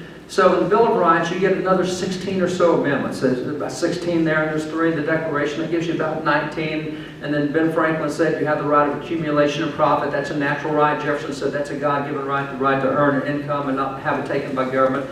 They had the right of what they call expatriation, which is the right to move freely among the states without being inhibited as you move. So there were, and you see that with herds. You know, deer can move from herd to herd however they want to. That's why we're allowed to move freely among the 50 states in the United States. So there's about 24 inalienable rights. So you get that, but that's the third point. So one is there are moral absolutes that establish truth. There is a creator God. He gives us a certain set of rights. Then it says that to secure these rights, what rights? Inalienable rights. That to secure inalienable rights, government is instituted among men. We now know the purpose for government. Why does government exist? It exists first and foremost to secure these rights. First and foremost, to make sure that those 24 God-given rights, nobody can keep you from exercising those rights. See, that's the purpose of government, to make sure you have the freedom to do those 24 things that God told you could do. Now, beyond that, there are certain laws, and that's the fifth point we'll get to in a minute, but when you look at this, and that government exists to protect these inalienable rights, Sam Adams, James Wilson, and by the way, you may not know James Wilson, he's one of only 6 founding fathers who signed the Declaration and the Constitution. He was put on the original Supreme Court by George Washington. He started the first law school in America. I have the original law books that he used in his first law school. And in teaching students about why we created an independent America, this is what he told them. He says, the principal object of government is to acquire a new security for the enjoyment of rights which we were previously entitled by the immediate gift of our all-wise, all-beneficent Creator. In other words, God gave us a set of inalienable rights, and as British citizens, we used to be able to enjoy those rights. We had the Magna Carta, but then King George III comes along and starts violating all of our natural rights. That's why we had the American War for Independence, to create a new security for the enjoyment of those rights which we were previously enjoying as British citizens. We had to create a new government where we could go back and enjoy our inalienable rights again because Great Britain started taking them away. So that was the explanation for why we did the American War for Independence, was to create a government that would not inhibit our inalienable rights. Now, you have the same from Sam Adams. Sam Adams said government was originally designed for the preservation of inalienable rights. I'll take you back to Noah. Remember, you had Cain. God didn't want shedding of innocent blood. He did not want murder, and yet Cain murdered his brother Abel. And then it starts going across the world. Everybody's murdering everybody. God didn't want death going on, and here it goes. And so by the time you get to Genesis 8, God says, they don't get it. Man, it's so bad. I'm just going to have to wipe them out and start again. So wipes them out with the flood, comes back. When Noah gets off, it says, here's the deal, Noah, starting right now. Anybody that takes another person's inalienable right to life, you take them out. Anybody that steals somebody else's private property, here's what you do. See, civil government was created to protect the inalienable rights that God had already given to everybody, but which weren't being protected. So that's why government was first created, the first government. That's why it came about. So inalienable rights. Now, it's interesting. Remember Sam said, well, first there's a right to life and liberty and property. Notice the phrase right to life. Isn't that kind of cool? Think, oh man, if only they'd been talking about the abortion issue, because with Roe v. Wade, but obviously that wasn't what they were talking about. At least that's what we're told. And yet, I have in our collection a book from 1806 about abortion in America, back in 1806. As it turns out, the Bible has laws against abortion back in Deuteronomy and Leviticus. Now we're going back 2,500. See, abortion is not something new. Technology changes from generation to generation, but as long as there were people who were pregnant, there were people who didn't want to be pregnant, and there were ways to end pregnancy, sometimes chemical, sometimes with types of poisons. Now we have higher technology. We can do abortions in a lot of different ways. Abortion's nothing new. And the Founding Fathers actually have laws against abortion back in their day. Life in the womb. At that point in time, government kicks in to protect that life. Now, how long did it take them to know there was life in the womb back then? 3 or 4 months. But it didn't matter. As soon as you knew there was life in the womb, that's where government protects you. You don't do abortions. Today is where technology kicks in. It only takes 8 days after fertilization to know that there's life in the womb. All right, as soon as you know, that's where government kicks in. You do not take that life. See, the point was, as soon as you know there's life in the womb, the first priority of government is to protect the first inalienable rights, which is the right to life, which is why abortion was illegal. As a matter of fact, you take John Witherspoon, signer of the Declaration, he was the president of Princeton. He was telling students, he said, look, America is so different from Europe, because in Europe they let you do abortions. Over there, they think that parents create life of children, so they let the parents take the life of the children through abortions. He said, here in America, we know that God creates life. It's not parents that create life. God creates life, and we don't let parents take the lives of the children that God has created. And so he pointed out, he said, a perfect right in the state of natural liberty is the right to life. He said, here in America, we have denied the power of life and death to parents. We don't do abortions here because life comes from God. It's an inalienable right. You don't take it. So even back then, they were doing abortions. Now, having said that, Sam said first. I want to spend just a moment or two on that, and then we'll go to the fifth point and close this out. First, I've been involved in politics a long time, held political office here in Texas for 9 years, have recruited hundreds of people for office, trained thousands of people for office. There's probably 120 members of Congress I consider to be very good friends. I was in D.C. yesterday with senators and reps talking about all sorts of stuff. We have cell phones, we talk to each other, text back and forth. So I'm very much involved in the political world. And for whatever reason, there's people that they get my endorsement race that helps them, so whatever. And so what happens is, when somebody comes to me, the first thing I want to find out is where they are on the life issue. Now, first is life, because why? If I can find out where you are on the life issue, let's say we got somebody in, I don't know, Oklahoma, wants to run for U.S. Senate. If you can tell me where they are on the life issue with a 90% degree of certainty, I will tell you how they will vote on every other issue they face. If you tell me where they are on life, I will tell you what they did with global warming. You tell me where they are on life, I'll tell you what they did on the UN Convention on the Rights of the Child. I'll tell you how they voted on the capital gains tax. I'll tell you how they voted in the small arms treaty. I'll tell you, you just tell me where they are on life, and with a 90% degree of accuracy, I will tell you how they voted on every other issue they face. Now, why is that? Because life is the first of the inalienable rights. If you don't get the first one right, you don't get the second, third, fourth, fifth, or anything else right. Once you're off the interstate on the wrong road, you're on the wrong road. That's just the way it is. And so if you get off on the life issue, everything else is going to be different. That's why I can very easily predict where somebody is on that stuff. So if someone is wrong on the life issue, guess what? They're also wrong on the First Amendment right to worship God according to the dictates of God. Kid, you can't say God at graduation. What were you thinking? You find someone who thinks that life should not be protected, that thinks that it's okay to kill unborn kids, and you'll also find that they don't like public religious expressions.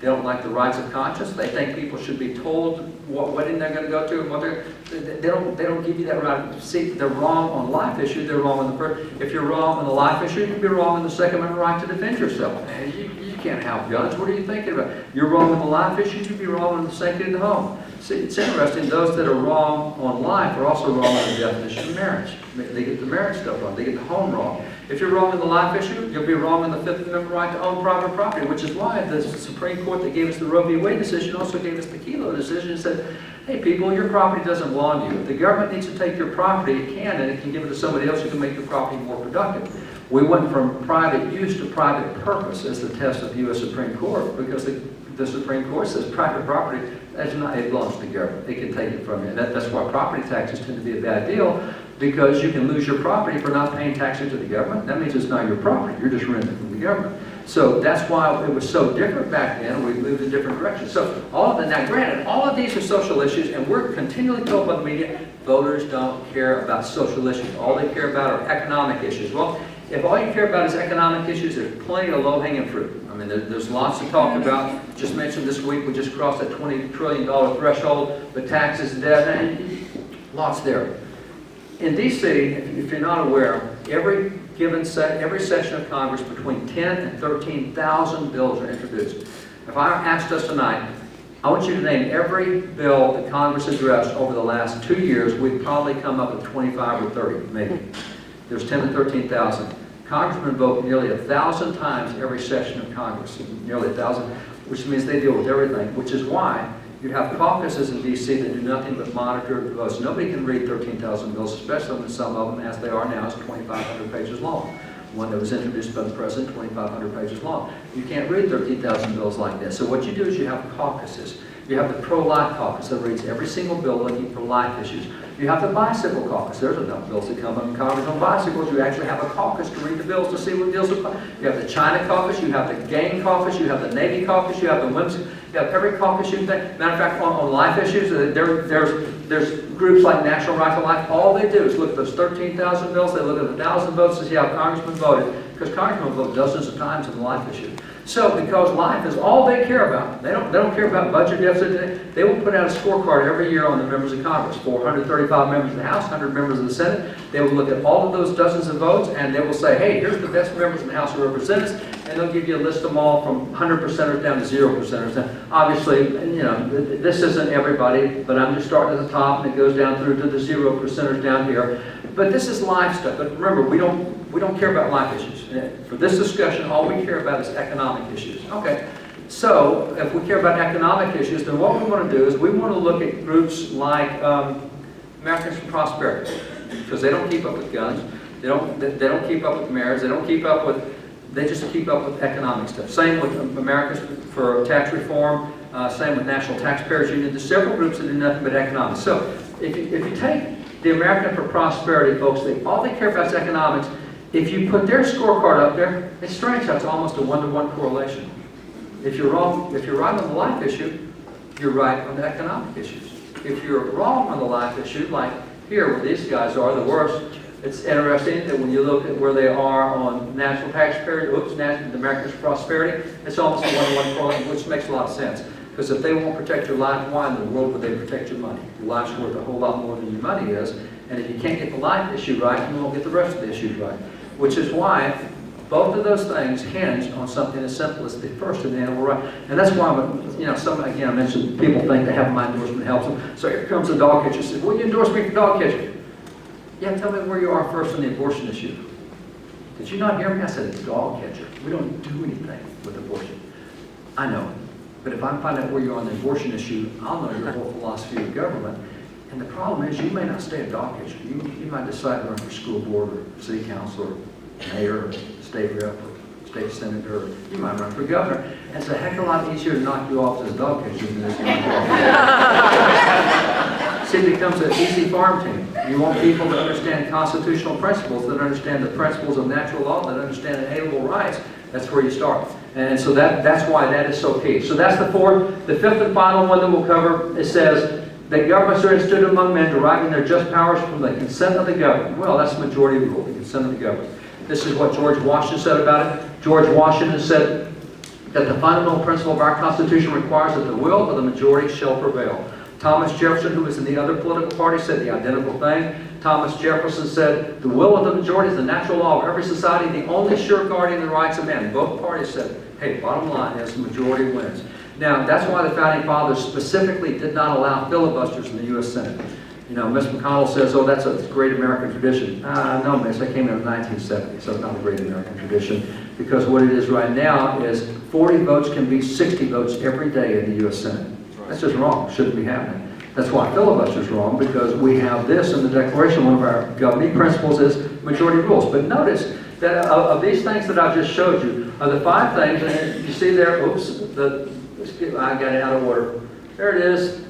There is a fixed moral law. It's the first one. There is a divine creator. Inalienable rights come from God. Governments exist to protect those rights and the consent of the government. Notice that consent of the government is number 5 on the list. It's not number 1 on the list.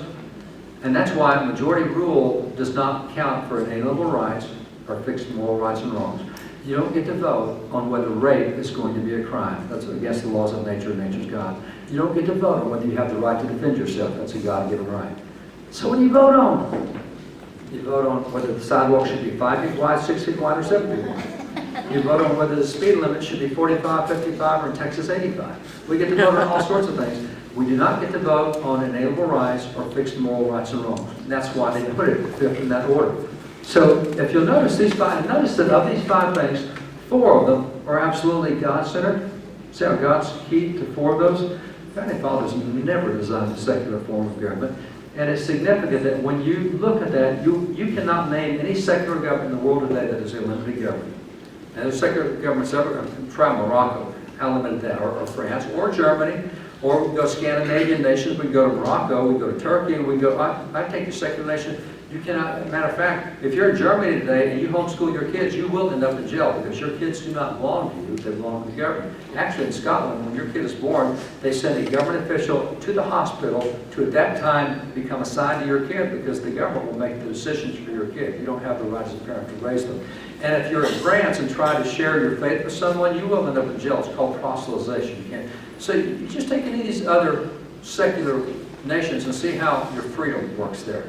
Things that we take for granted, no, that they're God in those nations. They tell you what you can and can't do with your speech, with your kids, everything else.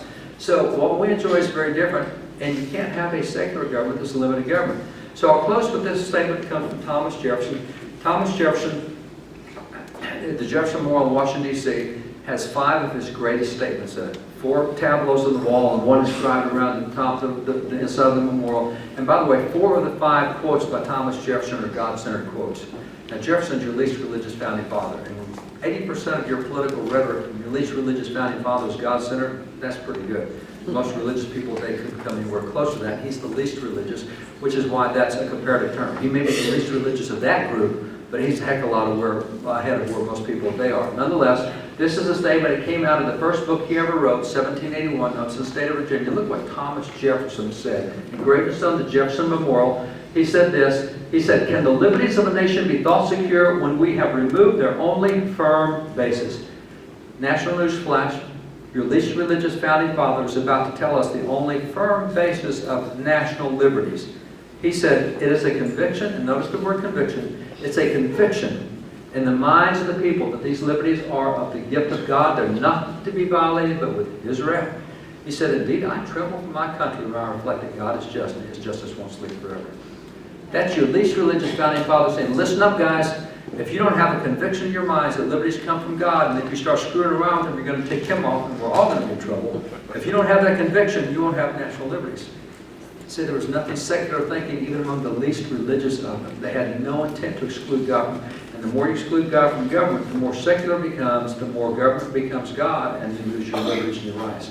So if you're interested in this kind of stuff, we actually did this book, Jefferson Lives, which covers so much of this. By the way, as I was at the Capitol 2 nights ago, they were trying to take Jefferson's statue down at the University of Virginia, which is his university now. It's called Jefferson University, because he was a slave owner. He sure was.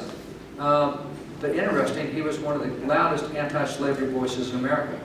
And that's why he put in the Declaration, we want to end slavery. Thomas, if you want to end slavery, free your slaves. Yeah, interesting thing. State law in Virginia would not let him free his slaves.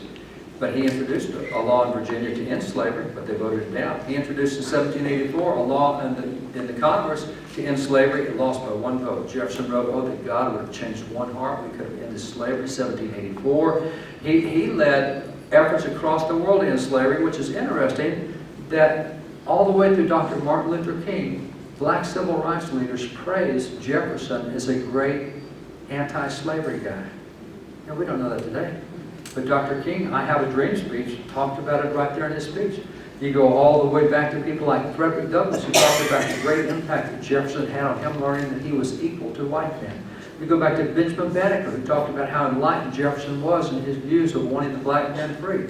You go through Henry Highland Garnett, the first man to speak in Congress. He gave a 2-hour sermon in Congress in February of 1865 on the day that they ended slavery, passed the 13th Amendment. He said, Jefferson, if he were here today, would be the loudest cheering person in the audience. How come all the black civil rights leaders knew that Jefferson was so anti-slave? Oh, because we don't teach history anymore. You see, that's why Jefferson, and Jefferson, by the way, that quote I just gave you, his justice, God's wrath, that came from the chapter of his book where he said slavery is an evil and must be ended because God will bring wrath on any nation that keeps slaves. Jefferson said it? Yeah, that's why we've done the Jefferson Lives, because this is not stuff we get anymore today. Previous generations knew it. So this is the philosophy that produced American exceptionalism. That's the 5 principles. That's key to everything we do in government.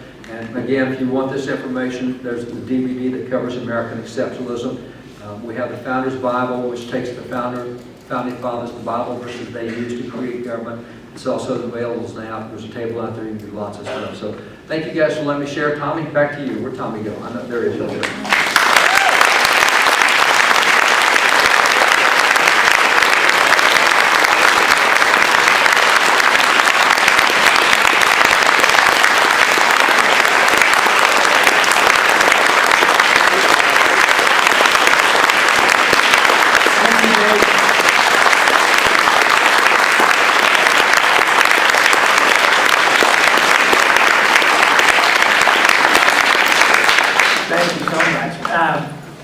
I'm going to talk to him in a stand for a minute, and if you have any questions,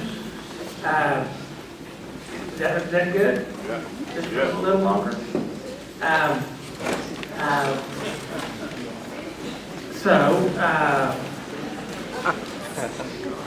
can tell you, I have a bunch of David Barton stories about me, but I'm not going to tell any. He's inspired me, he's challenged me. I remember when you said every right has to come with a corresponding duty, and he reminded us what duty means. I was thinking about what's wrong with America. It's our misconception of what freedom is. We don't know what freedom is. Freedom in America, or liberty, is about being free to do what's wrong. About the debate is what is right and what's wrong, isn't it? And that's a good debate, but we're not free to do what's wrong. We shouldn't be. But I tell you what, people think they're free to do what's wrong, don't they, in America? Anyway, David wanted me to give him a little short break. Now, if you have any questions, here's the expert. I want to pick up something Tommy said for just a minute, because the Founding Fathers taught that for every right you have a corresponding duty. If you have a right to free speech, you have the duty to be truthful when you speak. If you have the right to keep and bear arms, you have the duty not to shed innocent blood. Every single right you have to see. And one of the things that we missed today, we talk, let me see if I can get by these. I'm going to get by these real quick, so excuse me, I want to get past this part. There we go. We have a right to vote. No, we don't. We have a duty to vote. It's not a right. Every single American should be involved in the process of choosing their leaders. That's the way our government is set up. Here's one of the biggest problems we have. We have several today. On voting, 100% of the voting age population, according to the Constitution, is you're 18 years or older. That's all it is. Now, what we ask you to do is please register so that we make sure somebody else doesn't vote in your name. Everybody gets one vote. One man, one vote. Real simple thing. Simple register. Real simple. It doesn't keep you from voting. Just a way to know that there's not fraud going on. Okay, everybody has the right to vote if you're 18 or older, but only 67.1% of Americans register to vote. So 1 out of 3 Americans have said, I refuse to have any part of the system. I refuse to have any duty to the rest of the nation. I refuse. And a lot of those folks are right-thinking folks, but they just won't do anything. So when you come to a presidential election, like we had last year, that's when you get the highest voter turnout. Since 1980, your average voter turnout is 54% of registered voters. But that's not 54% of adults. That's 54% of 67.1%. That's 54% of the registered voters, which puts you at only 36% of adults voting. So the winner only takes half of that, which means 18%, which means since 1980, only 1 out of 5 Americans has chosen the President of the United States. 1 out of 5. Now, if the other side doesn't like what's going on, great, get 2 out of 5 to vote. Real simple. But we're down to 1 out of 5 choosing the winner. Now, that's in a high year where you have presidential elections. In a year like we're going to have next year, which is off-year elections, where we'll choose governors and representatives, etc. Your off-year elections goes down to 39% of registered voters. That's 39 of 67.1, which puts you down to 26% of adults choose governors and choose representatives and choose senators. And again, only half of that takes to win, which is 13%, which means 1 out of 8 Americans chooses our governors, chooses our senators, and chooses our reps. That's not very good duty. Oh, I've got the right to vote. No, you don't. You got the duty to vote. And see, if we could get 100%, do you know, in the founding era and on through for generations, at the time of Daniel Webster, when Daniel Webster was running for Congress, I think in 1832, in his district, there were 5,000 adults in his district. There were 5,000 votes cast in his district, 100% voter turnout. Well, actually, there were 5,000 votes cast. He got 4,990. I think the other guy in his family is all that voted for the other guy. But 100% voter turnout is what we had for generations because we taught that there's a duty. Today, we're very selfish. We teach our rights. We don't teach our duties. I've got a right to this. No, you've got a duty. Founding Fathers are very good about that. Final one I'll show you is not presidential off year, but local elections. When you come to local elections, in local elections, only 6% of adults vote. Now, that's 6% of registered voters, which is only 4% of actual adults vote in an election. And it only takes half of that to win, so we're down to 2%. So it's 2% that chooses generally mayors and school boards and etc. That's not real healthy for the community that you may like who you've got, but it's still not healthy if only 2% are choosing. So, show you how easy it is to turn things around. When Fort Worth started this off, Fort Worth said, hey, we're going to do one bathroom and one locker room for everybody. We don't believe there's any genders. Please study nature. I mean, there's genders. We don't believe there's any genders. And then President Obama picked that up and issued nearly an exact executive order as what Fort Worth had issued. And so that now has gone across the nation, and we're going to have one locker room, one bathroom, and people all over everywhere said, there's no way. And I love what happened in Bentonville, Arkansas. There was a lady in Bentonville, it's the hometown of Walmart. There's 40,000 people in Bentonville. And this lady said, ain't no way. We're not going to do one locker room. We're not going to put teenage girls in with it. We're not doing that. And so she ran for school board so she could put her foot down on that. And she got elected to the school board in Bentonville, city of 40,000 people. She won the election, receiving a total of 35 votes in the whole election. A total of 35 votes, and she wins the election, receiving 35 votes. Now, you also had in Riceville, Iowa, there was a guy in Riceville, Iowa, a farmer, same guy, common sense guy, ain't doing this at my school, I'm running, put his name in for school board. Well, he got busy on the farm that day, ended up not voting for himself. And you think you know the story, you don't. He didn't lose by one vote. That was not the deal. He didn't vote for himself. Nobody voted the entire election at all. Had he voted for himself, he would be the entire school board all by himself. There was not a single vote cast in the school board election in Riceville, Iowa. You know how easy it is to get people involved and get good people on board? You know, we complain about they're going to do whatever they want to do. Well, sure they will if nobody goes and votes. So that's one of the, and that goes back to what Tommy said about founding fathers taught diligently that for every right you have, there's a corresponding duty. We got to become duty conscious again, not right conscious. We got to get back to that side of responsibilities. All right, questions you guys may have. I'm sorry, I got off on a tangent there. Any questions? Yes, sir. I'd really appreciate it if you tell the people here your leadership program that you're doing with Mercury. Yeah, we have a leadership program because we're so involved in universities, see what's out there. I've been involved in a number of states and writing the history and social studies standards of the states. Texas in 2010 is the most recent we did. We did Texas back in, what was it, 1998 was the previous time. So Texas and California and Oklahoma and all these states, I've helped do their social studies standards. And so I see what's in textbooks, and I see what professors do, and I see what teachers do, and I see what's, I mean, it's crazy stuff. I mean, even if I told you what teachers here in Texas want to do when we did the standards in 2010, it'd blow you away. And so I see what's out there, and so as a consequence of that, we get emailed all the time by students and saying, my professor told me this, is that right? You know, they don't know, so we'll help them. So what we do now with our leadership training program is in the summer, every 2 weeks, we'll bring in 50 kids. This is Wall Builders and Mercury One. Mercury One is Glenn Beck's charity organization. I actually run Glenn Beck's charity organization. So between the two, we're bringing 50 kids. And for that 2-week period of time, we do leadership training. And what we do is we take those kids through every aspect of American history and philosophy and the establishment of truth and how do you know truth. And they get to handle the documents. And every day we will ask the kids, well, what impressed you most today? And I remember one kid said, I got to hold the collar from Abraham Lincoln's jacket where he got shot in the head in Ford Theater, and it was his blood, and I helped, because we have all those things. I mean, we've got those things, and kids get to see those things and hold them. And once they do, it doesn't matter that the professor said something. They said, no, I held it in my hand. I got to hold it. And so we actually give them a series of questions that are used to back professors in the corner about truth.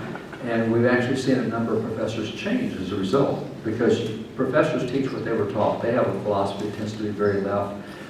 If you're aware of numbers, there 28% of Americans self-identify as Democrats, 28% of Americans self-identify as Republicans, and 41% self-identify as Independents. So your ratio of Democrats to Republicans in America right now is a 1-to-1 ratio. In universities, for every one Republican professor, there are 33.5 Democrat professors that teach history. So you're going to get a different view of history. It's not reflective of what the American people believes. In philosophy, for every one Republican professor, there are 17 Democrat professors. The only thing that's close is economics. In economics, for every one Republican professor, there are 4.5 Democrat professors. But that's still 4.5 times more, which is why socialism is such a good deal, and we shouldn't be teaching free market economics. So you have this real bias in universities, and so we do this leadership training 2 weeks at a time, and I tell you, if you ever want to be encouraged about the future of America, you can see these kids that come out in 2 weeks. They are going back to Terry. One of the kids they texted and said, hey, my professor just said all the founding fathers were raging alcoholics. I don't think that's right. What do I do? Well, teach them not to confront the professor. Just act like you're super interested. Man, I've never heard that about the founding fathers. I want to study that more. Where can I go to study that? And the professor said, well, actually, the only place I've ever seen that charge was in an article in the Huffington Post.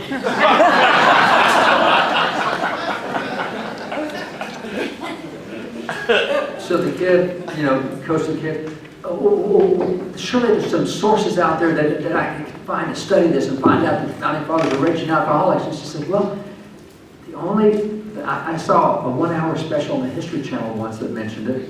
And she suddenly realizes, my basis of what I thought was right and wrong was an article in the Huffington Post and a 1-hour TV program on the History Channel. And so she realizes, this is embarrassing. I just told the kids something that and so you ask a series of questions, and you can put these professors back in the corner in a hurry, because there is absolute truth, whether they agree with it or not, and you can help them see that. So thank you for asking that question. If you're interested, you can go to wallbuilders.com to our leadership training program. You can go to mercury1.org, leadership training, but we do that in the summer.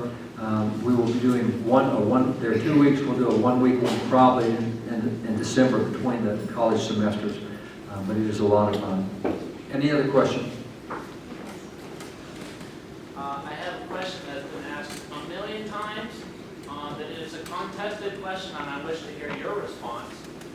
In the Bible, the Apostle Paul writes, "Be subject to the powers that be, blah, blah, etc., etc."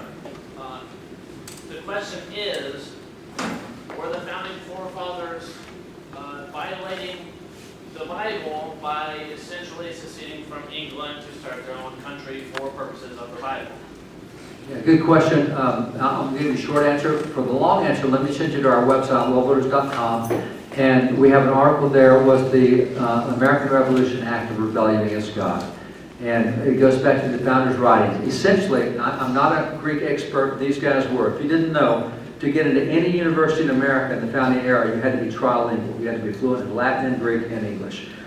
Your freshman project at every university in America, Harvard, Dartmouth, Yale, William & Mary, it didn't matter. Your freshman project was they gave you the Greek New Testament. You had to translate it from Greek into English. And you're usually doing that. It was not uncommon to be in college at the age of 13. So we have trilingual kids. So they're very good Greek scholars. I'm not. I'll tell you what they said.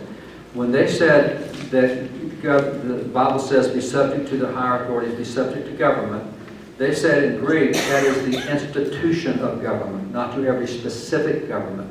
And they said in the same way, God ordains the family, but that doesn't mean every single family that's there is ordained, because he tells you not to be unequally yoked with unbelievers. And so they went through and said, God tells you to be subject to government, but if government violates what God told governments to do, he doesn't want you to disobey what he told you to do by disobeying. And so they pointed out that we cannot have anarchy. They said that was it was Judges 17:6 and Judges 21:25. It said in that day they had no king, and every man did that which was right in his own eyes. Government is to be ordained, which is why when they signed the Declaration of Independence, they immediately went back and created the very first state constitutions in most of the states. 1776 New Jersey and Pennsylvania, 1777 Vermont, 1776 North Carolina, South Carolina, because they weren't to be without civil government. So their thing on Romans 13 was don't be an anarchy. Now God doesn't mean you submit to every civil government, because in Acts 4, the apostles told the civil government, hey, we got to obey God rather than men. You told us not to preach anymore in the name of Jesus. You're dead wrong. We're going to keep doing it. And the founding fathers, as James Wilson pointed out, we're no longer being able to practice our God-given inalienable rights, which God gave us and told us to practice. Therefore, the government's wrong, God's right. So, and they didn't take that lightly. They actually, I quote from the number of the theological works that they used. There was a theological writing done in 1689 questioning that, because at that point in time in France, the French government became a Catholic government, and they executed 110,000 Protestants at that point in time. And so Huguenots, French Protestants, said, are we supposed to submit to government? They're killing 110,000 of us. And so theological writers from the Reformation dealt with that issue. Samuel Rutherford and Lex Rex dealt with that issue. what do you do when you have a government that violates what God told governments to do? So I will send you to the article on the website. It was the American Revolution, an act of civil disobedience, and that an act of rebellion, not civil disobedience, act of rebellion against God, wallbuilders.com. But that's the short story of the way they interpret it. Is they read Romans 13 in the Greek as saying the institution of government is not to be despised. And I mean, every single government that's out there is right, any more than every single church is right. God ordained the church, but I guarantee you there's a lot of churches he doesn't agree with what they're doing. That doesn't mean they're ordained by God. And that was the position they took. But all the institutions, God ordained the institutions, and he ordained every single entity in that institution. Any other questions? I won't keep you long. I know you guys want to get out of here. You've been here 2 hours, 15 minutes. I'm pro-life, and I thank you for including Terry Scheibel's photo on there. I was very upset when our executive branch and our legislative branch was overridden by the judiciary on the decision for Terry Scheibel to die without even having her mouth moistened. And it's illegal to treat small animals that bad in our country. And I'd like to know if you have an idea how this can be corrected. Yeah, the best way to correct that is, I'm going to pause here because I don't want this to sound flippant. Yeah. Best way to correct it is read the Constitution. The way the Founding Fathers wrote the Constitution, they prohibited judges from having the final word on any issue at all. The Federalist Papers, Federalist 58, Federalist 79, made it really clear, judges don't get the final word. They're unelected. You don't let them have the final word ever. They can decide whether the trial was done right. They can decide if the jury was impaneled right. They can decide if the law is followed. They can't make decisions. And as long as we're going to let the unelected branch make our decisions and tell us what our values are and how marriages should be defined and whether we can kill an unborn child. And by the way, I'll point out that so much of the cultural change in America was the Supreme Court striking down Texas decisions. The Lawrence v. Texas decision is what opened the door for marriage to be any combination you want. It was the Johnson v. Texas decision that overturned the right to protect the flag. Roe v. Wade was a decision that came out of Texas. So many of these, Jane Doe versus Santa Fe, the ability to no longer be able to say a prayer at graduations and at football games was a Texas case. I mean, the federal court, the U.S. Supreme Court was overturning the Texas legislature time after time after time. They're not elected, our guys are. They represent us. So the best answer to that is we've got to get back to reading the Constitution. Now, let me tell you where we are on that. In the last election, 70% of voters did not know the Constitution was the supreme law of the land. 62% of voters cannot name the 3 branches of government. Now, if you don't know what the 3 branches are, you sure don't know what the Constitution says about checks and balances and how to stop a runaway branch. Grab this. 48% of elected officials cannot name the 3 branches of government. So how are you going to have a legislature stop a runaway judge if they don't even know how many branches there are? So not to be flippant, that is the ultimate solution.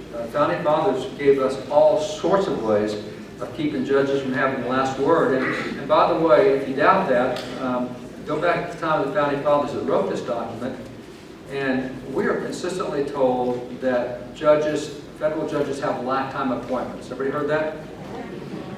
Find that in the Constitution. It doesn't. Federal, as a matter of fact, starting in 1765, there are 4 clauses in the Declaration of Independence that said the reason we separated from Great Britain was judicial abuses. 4 clauses listing the way that judges abused Americans. And so Sam Adams, starting in 1765, started a crusade that says in America, we've got to change the judiciary. Because in Great Britain, they get lifetime appointments for their judges, and their judges are unaccountable to the people. So in America, when we get control, we're going to make sure nobody gets a lifetime appointment as a judge and that they're accountable to people. So Article 3 of the Constitution specifically addresses the fact that judges do not get lifetime appointments. It's in the Constitution. How come we say they get lifetime appointments? See, the Constitution says judges can serve for the duration of good behavior. That's all they get. What's good behavior mean? Well, there have been 79 impeachment proceedings against judges. There have been a number of judges impeached. Let me tell you 6 judges the Founding Fathers took off the courts and why they did so. Now remember, the standard is good behavior. One judge was rude to a witness in the courtroom, and they threw him off the federal courts because they said being rude to a witness is not good behavior. You're gone. Nothing criminal about that. No, it's not good behavior. Another judge in the courtroom cussed in the courtroom. They got him off the court. They said, you're not going to cuss in the courtroom. That's bad behavior for a judge. Another judge got drunk in his private life. That's private life, yeah, but it's bad behavior for a judge. One judge got thrown off the court because he ignored an act of Congress, overturned an act of Congress. You aren't doing that, you're gone. See, if we ever study American history again, we'd see that activist judges are nothing new. That's part of why we separated from Great Britain, was lifetime appointment of judges and judges unaccountable to people. Terry Schiavo, that was a judge that did that. When the people did that, when the legislature of Florida did that, that was a judge that did that. Yes. See, that's why judges don't get to make policy. Okay, guys, I've answered plenty. Thank you, guys. God bless you.